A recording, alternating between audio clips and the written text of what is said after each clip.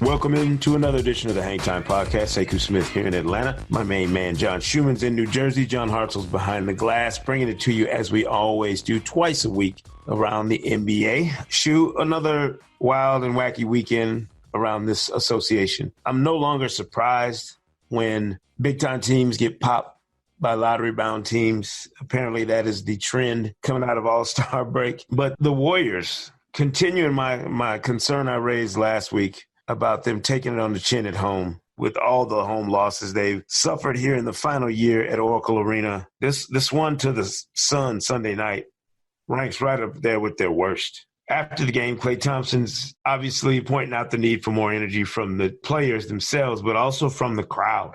And it looked like for a moment, if you read lips, Steve Kerr wasn't particularly pleased with Draymond Green at one point. I know I mentioned it last week. Am I being overboard at all in my concerns about this Warriors team, or is this all stuff that can be explained away?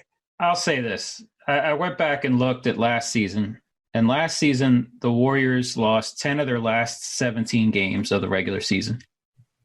And they obviously flipped the switch come playoff time. So I'll keep that in mind going forward. Yeah, it's not good. Like it's obviously the worst they've ranked in these 5 years with Steve Kerr defensively. They're out of the top 10, right? They're 14th? Oh, they're 15th now. 15th. Yeah. Last year they were 11th, and that was with some late season slippage, like I said. Right. This year they've basically been 15, 16 in that range, basically the whole season. Mm-hmm. And so there hasn't, it's funny, against Denver, they looked terrific defensively. That first 10 minutes of the Denver game the other night, they were fantastic. Yeah.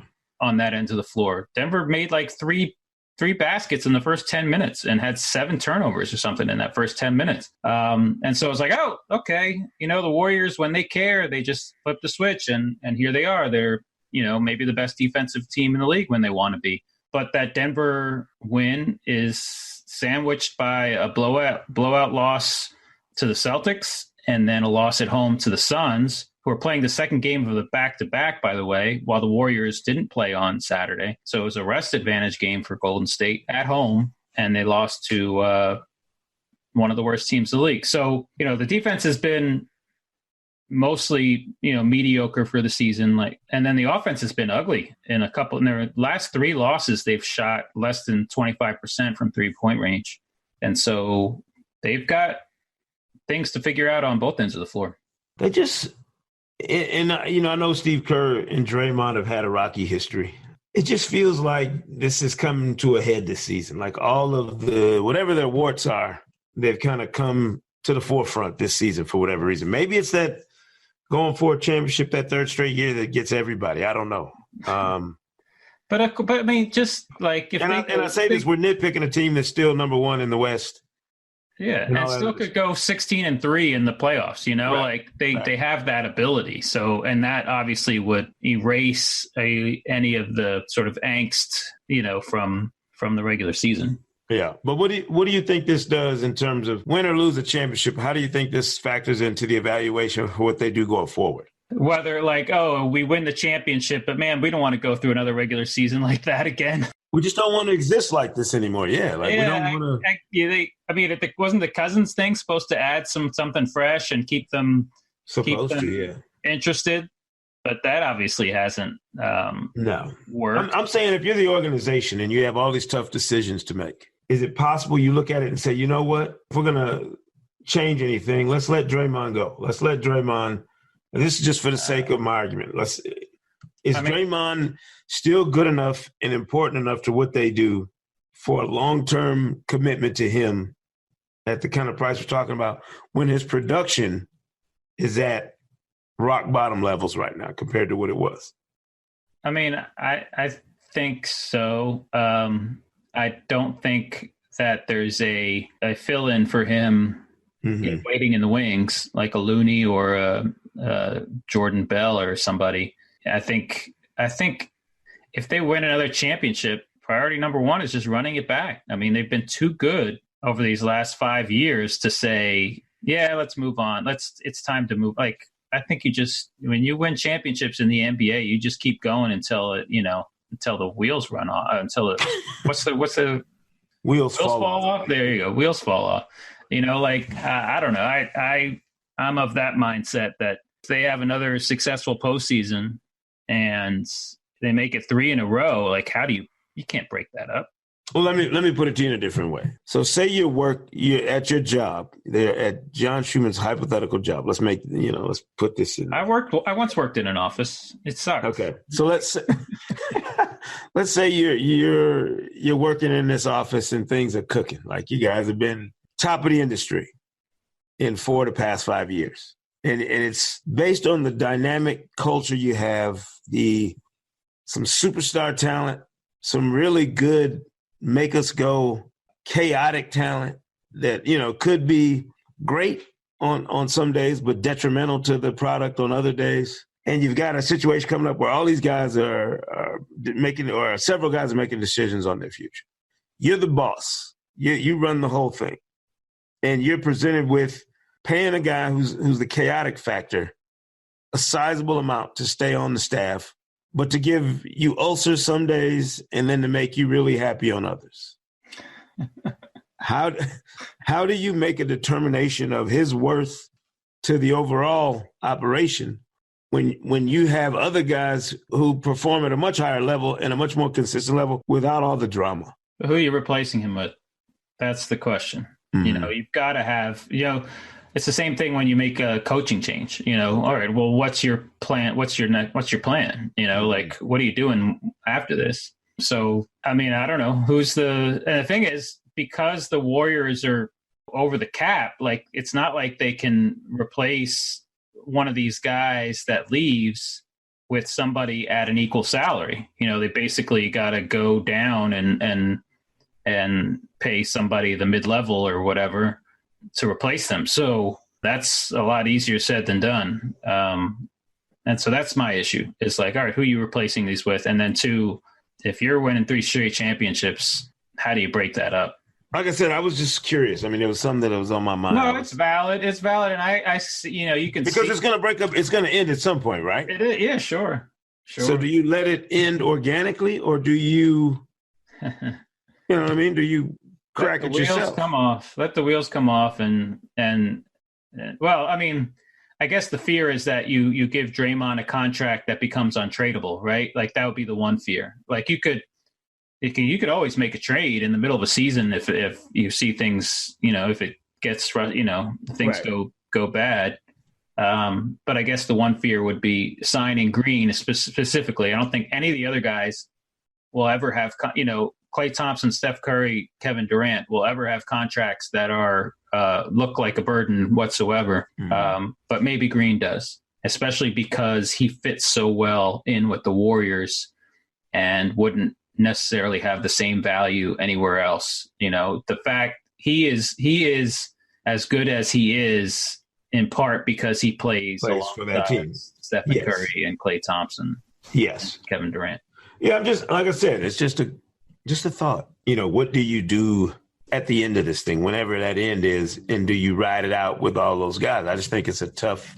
To me, it looks like one or the other, Steve Kerr or Draymond Green, at some point is going to have to go because they're going to drive each other crazy. We'll see. You know what I mean? Like, we shall see. I can't wait to find out what happens with, 1 in the postseason and 2 with this team beyond June. Yeah. What do you do with DeMarcus Cousins if you're the Warriors? You got Bogut back on the roster. What now? What do you do with Boogie? I mean, short term, or come July? No. Just the rest of this season. You keep trying. You still got a little less than 20 games to figure some things out. I thought he looked great in that first 10 minutes against Denver. He was a part of that defense, that swarming defense that basically suffocated the Nuggets in that opening quarter, and he was a part of that. So I think there's flashes of this Cousins thing working. It's just in general, it hasn't been great, and so close game in the playoffs, last 5 minutes, it's going to be Andre Iguodala on the floor instead of either Cousins or Bogut. Yeah. It's just, we know that.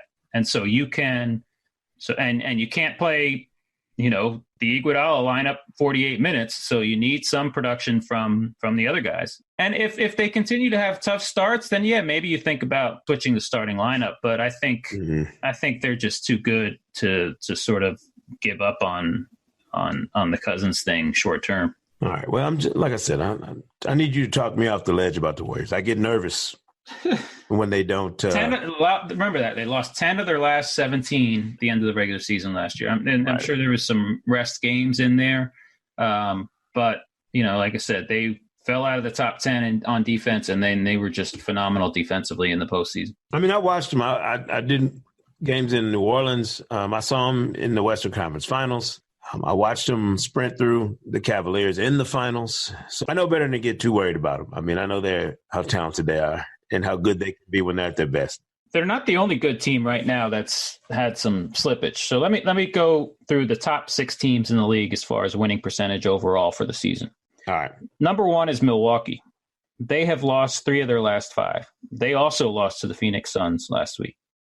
Number 2 is Toronto. They've lost 3 of their last 7. The Warriors are third. They've lost 6 of their last 10.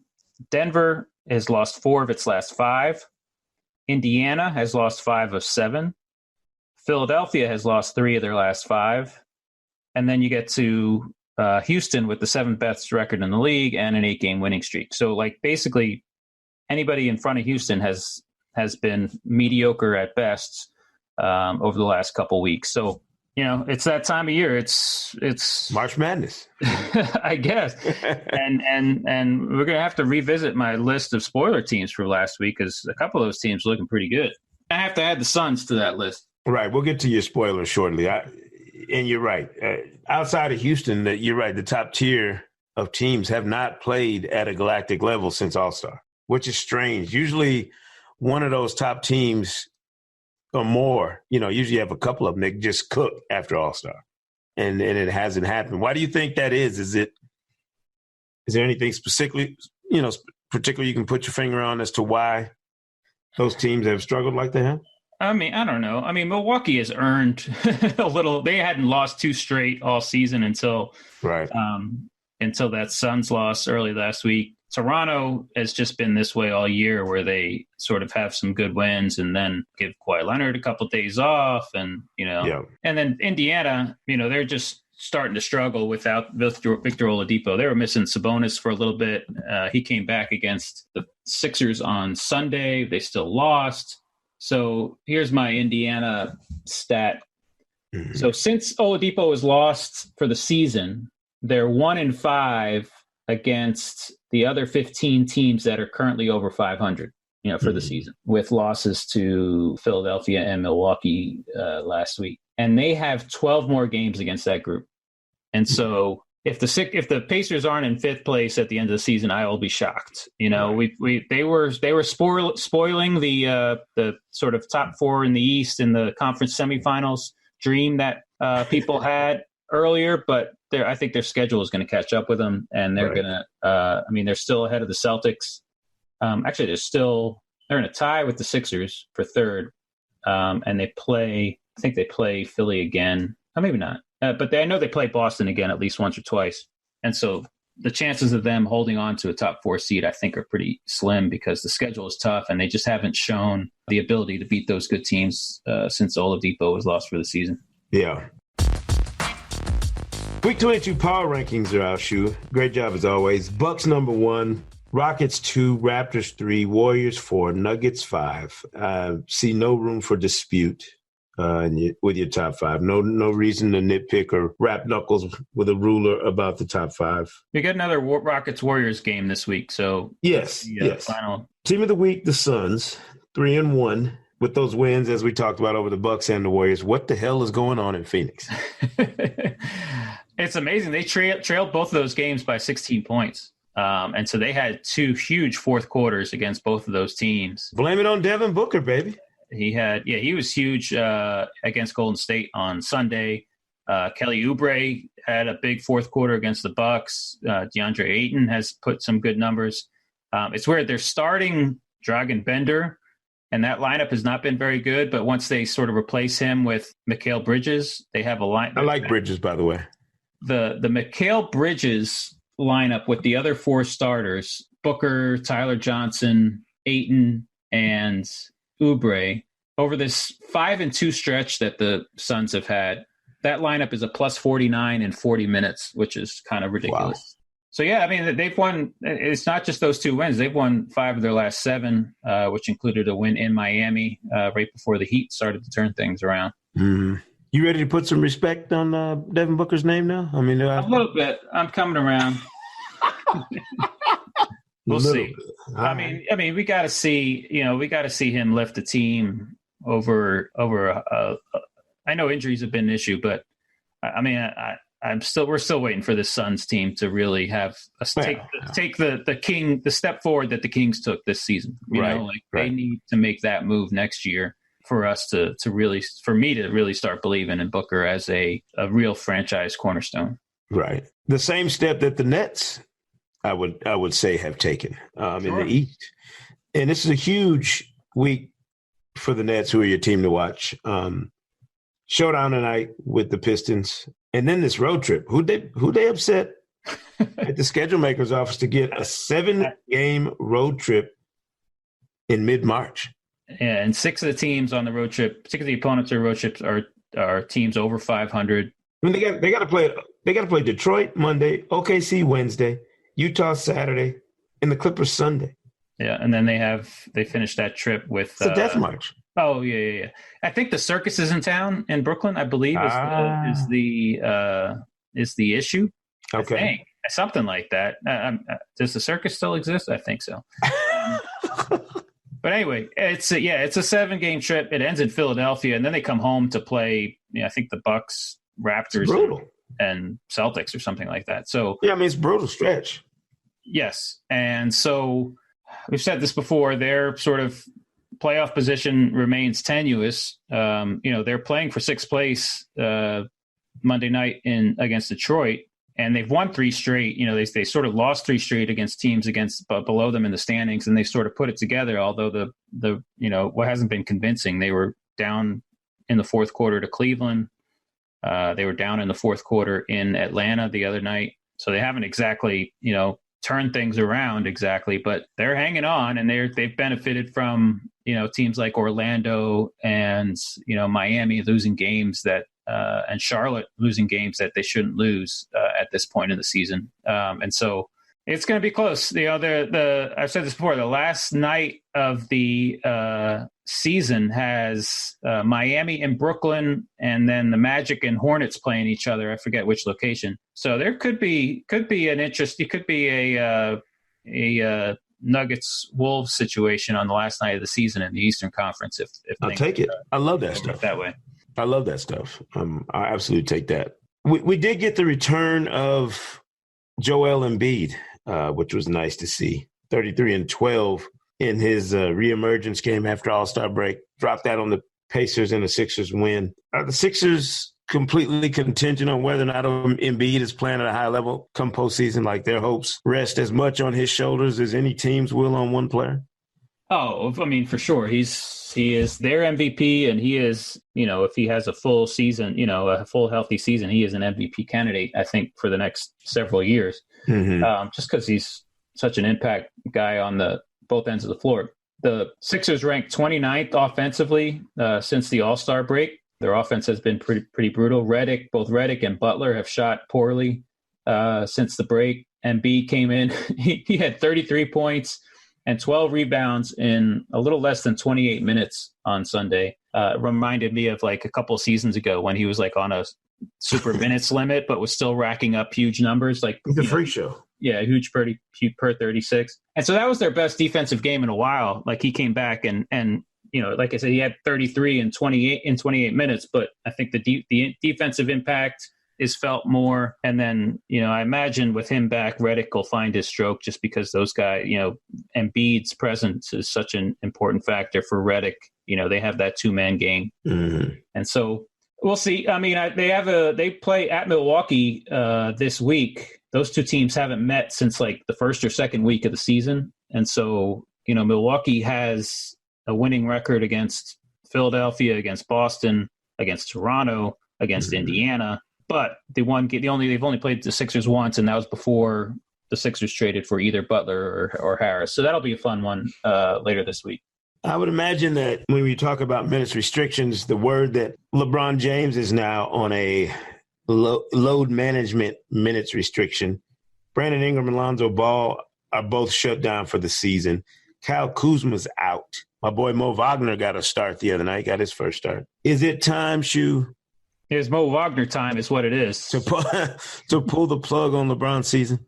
No, I don't think so. I think you let him play. You can be cautious and keep him out of the second game of a back-to-back. What? He could tear a knee up or an ankle up or something at any moment. You really want to risk that now in a season that is literally going nowhere for the Lakers? They're done. I mean, that's up to him. I don't think you can play it like it live in fear of an injury. An injury can happen at any point, but you can be cautious. I mean, you can limit him to less than 30 minutes a game. You can not play him in both nights of a back-to-back. But the Lakers play, I believe, at Madison Square Garden coming up. I don't think he wants to miss that game. I believe that's Sunday. They play in New York on Sunday. I imagine he wants to play there. And then, I would just leave it up to him. I don't like living in fear of something like an injury like that. Like, you can certainly be cautious, but there's no reason to be like, shut him down because anything could happen at any time. The guy has suffered one serious injury in 16 seasons. And yes, that serious injury was a few months ago, but I don't know. I don't think there's a reason to completely shut him down. I would literally be worried every night if I'm the Lakers organization. Yeah, I just don't know. I guess maybe with those other guys out, like, who you're thinking about, like, okay, who's he going to be playing with, and is it worth him to be playing minutes alongside Wagner and whoever is left on that roster, or is there something to be built with this team? Like, I don't know. Like, is there something to build on over the last 4 weeks for that team? I don't know. It's a good question. But like I don't like I said, I don't want him to like shut it down just out of fear of getting injured. I mean, if he's healthy, he should play. Yeah, it just makes me nervous. Is all I'll say. I do feel like the Lakers are doing a service to their players, though, like by not putting those young kids out there and risking anything with them the rest of the season. That Brandon Ingram issue is more than that sounds scary. That's a serious issue and career threatening if it reoccurs. So that is a totally separate issue than even the Lonzo Ball ankle injury. I don't know. I'm going to be very curious to see how LeBron's minutes restriction. I'm assuming they're consulting with him on how he feels and what he wants to do, but who makes a call on that every night? Is it the medical staff? Is it LeBron? Is it Luke Walton and how he wants to play him? I just don't. My man, Mike Mancias, he's making that call probably. That's what I'm saying. I don't know. I don't understand how you figure that out.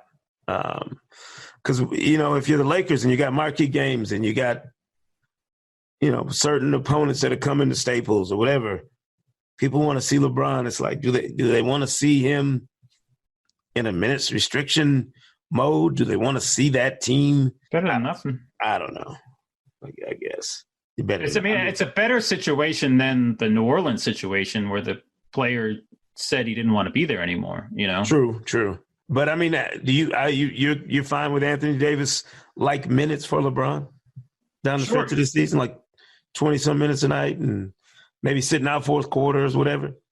Sure. I think also the Lakers, he's healthy, right? Like if he has no issues, then you owe it to the rest of the league with teams, if you have games against teams that are fighting for playoff spots or whatever, I think you owe it to the league to at least play him some and give the Lakers a chance of winning some games at some point.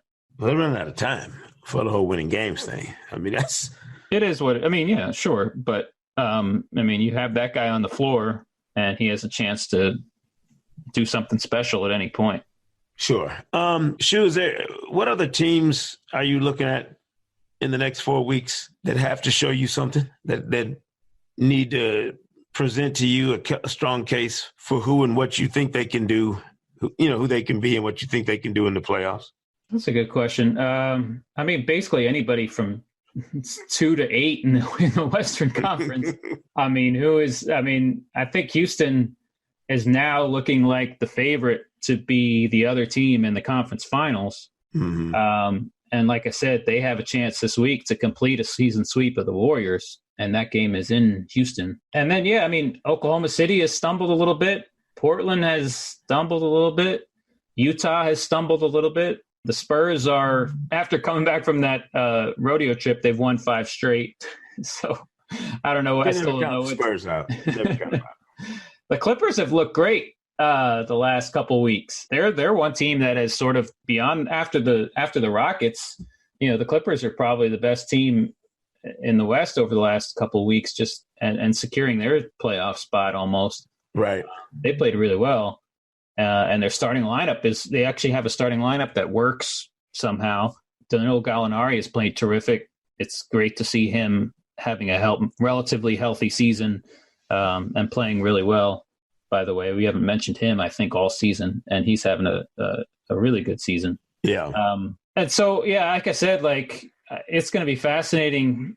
I don't know if the regular season matters much with these 8 teams as far as, what they do over the last 4 weeks more than, how they place themselves and then what the matchups are in come April, because who knows with these teams, who's going to really, who has the ability to win 2 playoff series out of that group of 7 teams. And let's hope that the Kings don't let go of the rope and make things maybe a little bit interesting for that 8 seed and or just finish strong. You want them to challenge down to the wire. I just want them to go out on, even if they don't make the playoffs, you want them to finish strong and complete what has been a transformational season. No question. All right. That's pretty succinct. Sure. I had very specific questions this week. I'm going to let you get a nap. I'm going to let you get some rest. Be sure to check out the full NBA.com power rankings at NBA.com/power-rankings. John Schuhmann's hard work on display every week. We're going to be back on Thursday. You know that. We'll have a special guest. We'll have some trivia. See what happens on a wild and crazy Wednesday night around the NBA. Be sure to subscribe to Hang Time on Apple Podcasts, Spotify, or wherever you get your podcasts for new episodes all season long. Do us a favor. Leave a review. We appreciate the feedback. For John Schuhmann in New Jersey, for John Hartzell behind the glass here in Atlanta, I'm Sekou Smith. We'll see you right here next time on the Hang Time Podcast.